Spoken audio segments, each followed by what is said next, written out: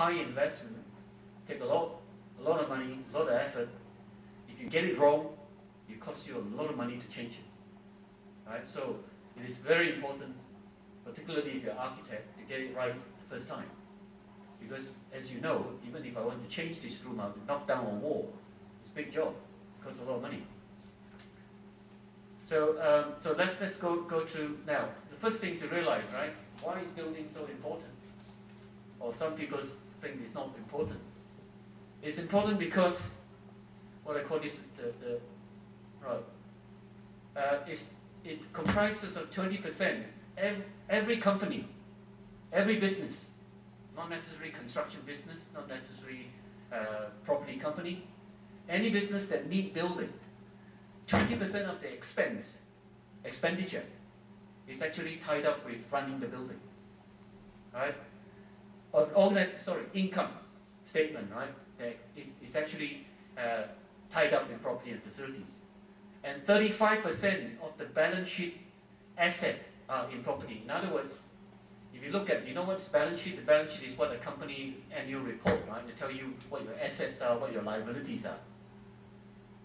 A non-construction company, non-property company, typically 20 to 40% of the worth of the company is tied up in assets and building. And yet, you have HR director, every company has, right? Finance director, every company has, right? Where is the property facility director, who is responsible for 35% of the worth of the company in dollars and cents? Yet, we don't have that person. But it's starting to change. As I say, I've been involved in this for 30 years now. I'm starting to see companies who are appointing facility property directors, right? So it is becoming important because they realize that nobody is managing this part of the business, yeah? And we talk about sustainability, 50% of the emission is going to come from building. Now what are we talking about? Right? And every year we only renew 2% of the total stock, new buildings. The other 98% are existing buildings. So when we talk about sustainability, we're not talking about sustainability applied to new building only. You're only touching on 2%. If you want to make a real impact, you have to consider the existing building, which are consuming lots of resources. Why does it jump to number 4? Right, so this is what the opening statement I'm saying, that property assets are important. Even though many senior management are not aware of it. They don't realize it, but it's becoming big companies like the Motorola's, the HP, the Yahoo, the Google. They are now very switched on to how important their property asset is to the business. Okay, now what I'm going to tell you the next few slides is that the various, what I call, how do you define facets? Different dimensions of FM, yeah? Yeah. So different dimensions. So one aspect is about facility management as managing corporate assets. This is big company like Motorola, HP, where they have factories and offices, not only in America, all over the world, right? So they own them, they build them. So somebody got to manage them, right? So they comprises research lab, offices, all sorts of things, factories, right? So the first dimension is about facility management, is about managing corporate assets for large companies. And these are the ones that if you want to be a facility manager, that's what you should aspire to be. A few of my students are actually working for the Hewlett-Packard, the Motorola's and all that. They are regional people. They are responsible for the portfolio in the whole of Asia and Pacific, including Japan, right? So they go around to all these various centers to advise the managers there how to manage their facilities in a more efficient, more effective way. Now that's the first dimension. The second dimension is about managing space. Right? I don't know about here, but in Hong Kong, every square foot is a lot of money, and it's now the highest in the world in terms of offices. So imagine that waste paper bin, basket, you throw your rubbish, 1 square foot, that costs a lot of money. Never mind the others.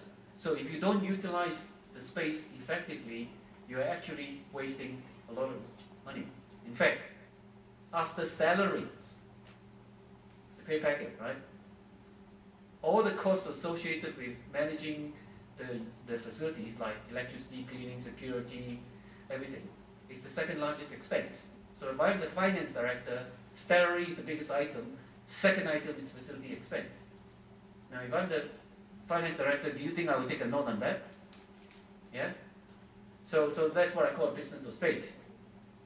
The third one is, I don't know about here again, in multinational companies, right? You guys are involved in your mobile phone and all that, how things are changing. Now, the old method, particularly the very Chinese method, is that, right, I employ you, you are my employee, that's your table, or that's your room, yeah? And you occupy it 365 days. Nobody can touch it. Now, that means that space is reserved for you. Now, but study after study has shown, typical office space, you're not in your office 50% of the time. Let's keep jumping. So 50% of the resource that is given to you, you're not there. Now, if you employ a person that is only 50% productivity rate, would you still keep that guy? Right? Now you're talking about a resource which costs a lot of money per square foot. You're allocating to your staff who are only using it 50% of the time. That's not good use of resources. Now business companies are starting to realize that. They are calculating and say, do you need to be at your desk? If your job is a salesman, for instance, you're out getting sales. So why do you need a space for you allocated to you 100% of the time when 80% of the time you're out selling to people? Right, bear in mind per square foot costs hundreds of dollars, right? If you lease them. So that is the third element is really how technology is changing the way we work. Now we can work at home now, right? Maybe not in Asia where we have very expensive land and very tiny flat, but certainly in the Western countries, like I actually come from Australia. I have a 5-bedroom. I can work at home. Doesn't mean spending 1 hour travel to work, right? 1 hour come back from work, and in between time, lunch and all that. It's not very effective use of resources. But technology has enabled us to work anywhere, anytime. So multinational companies say, how do we support this? How do we support younger generation like you who are very technology savvy and say, I don't have to go into office to work, I can work at home. I can, as long as I produce my output, what's the problem? But you've got to change your employer's view, right? There are many old-fashioned bosses that say, if you're not in your desk, you're not working. Yeah? That is a very ancient view of looking at today's generation young employees, right? So that is examples are there, right? You know, now you got IT, you can work in the desert if you like. That is a good example. That's actually, can anybody tell me what is that? A train of computers there. There's actually a coach, a bus that has been converted as a computer training center. Right? So if I want to train people how to use Microsoft, right, and I've got 50 clerks to be trained, I don't have 50 computers, so that coach can drive into your car park and you can train people there. Right? That's a good example of good facility management.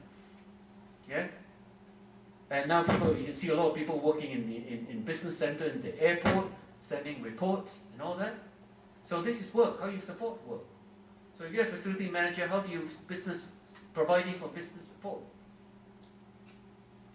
Now the third one, this is about procurement. This is about how do you, maybe this is, in fact this slide is actually quite old, at least 8, 9 years old. So this is talking about how do you buy services like security, cleaning, and all that, right? So a lot of people so-called outsource, right? You get a contractor to come in and clean. Now that is very low level. Now we are talking about contracts which are 33 years, and we are talking about including cleaning, security, repairs and maintenance, utilities bills, any reconfiguration, changing the layout, all one contract for 30 years.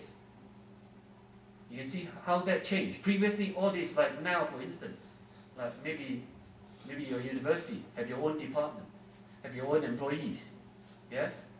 But in the States, they are even talking about outsourcing at a citywide scale. I came across some articles, right? That the whole city, all the utilities, all the services actually contract out to a contractor. So they will deliver all the services for the government. And in fact, I read this is about 5 years back, in one state in the US, the education even outsourced, including supply of teachers. Yeah. So this is a major driver in facility management, is how government, particularly government department in the UK, for instance, when the government started to say, we're not doing it in-house anymore, like, for instance, Ministry of Defense, they got hundreds of camps and training camps, they got housing for their military officers. They used to have their own department to run that. But the government said, no, you've got to contract out, right? That has led to the growth of facility management as an industry sector very, very rapidly, right? So it changes. So this is an important driver. One of the things, I say, if you want FM to be promoted in Taiwan, for instance, then the government has got to start that, because the government owns a lot of buildings, right? University have to start that, so you can then have an industry of people managing that. So you can see from there anyway, right? This is schools. Facilities management provide catering, cleaning, maintenance for 30 years. So we're not talking about 1-2 years contract. This is the same in Hong Kong, right? I have come across a university facility manager. He was with the university before the one building was built. He's now almost retired, right? And he's been using the same cleaning contractor for the last 10 years. But every 2 years he has to retender because the boss says so. When he knows that it will be the same guy that win the contract. So he wants to do a longer term contract. No, but they say no. Right? This is just crazy. To me, it's crazy. You have tested the market, you have got a supplier who can deliver good value for money, can deliver good quality, and yet every 2 years you must spend the money to go and tender again. Think of the waste. Every contractor that put in a bid spent thousands of dollars preparing the bid, right? So this is not logical in my opinion. If that's the case, we are talking about in these cases, when cases like that, you are going into partnering. We are going into giving them 3 years contract. If it's okay, extend to 5 years, right? And I can give you another example of IBM. This is some time ago already, right? That when they outsource 2 contracts around the world. One contract, Middle East and the whole of Europe. One contract. Middle East, the other part, one contract. 2 contracts to manage all IBM property. Can you imagine the size of that contract? Right?